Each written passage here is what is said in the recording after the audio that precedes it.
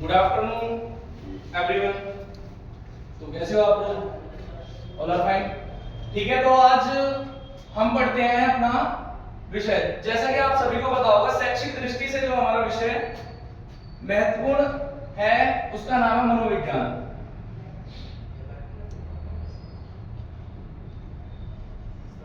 जो भी छात्र अभ्यर्थी हैं BSSB PRT के लिए, TGT के लिए, NTT के लिए और अदर टीचिंग एग्जाम्स के लिए, जो आपके सीटेट वगैरह हो गए, आरटेट हो गए, रीट हो गए, यूपीटेट हो गया, सुपरटेट हो गया, इन सभी में इससे अनिवार्य प्रश्न 100 से ऊपर ही बनते हैं।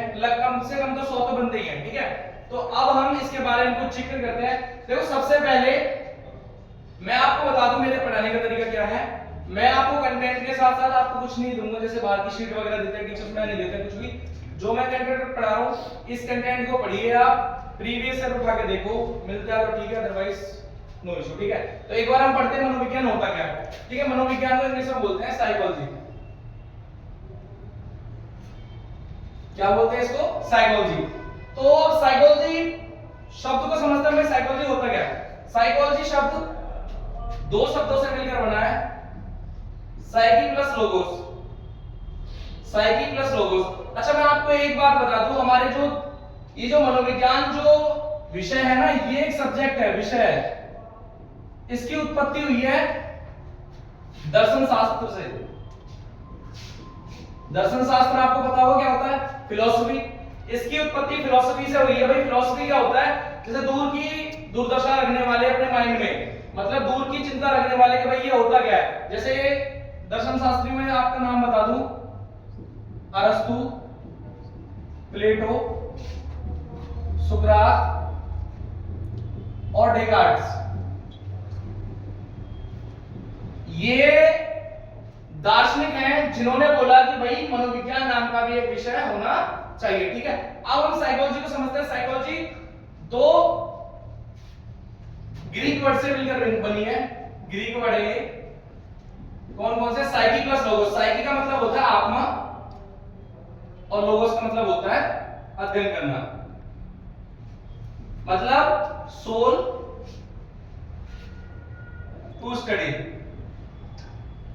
आत्मा के बारे में अध्ययन करना साइकोलॉजी कहलाता है। To study about soul is called psychology. ठीक है, मतलब अब अच्छा एक चीज मैं आपको बता दूं, आप ये बोलोगे सर आत्मा नाम की तो कोई चीज ही नहीं होती।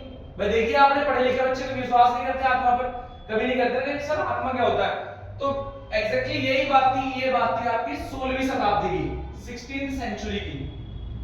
16th सेंचुरी में अरस्तु,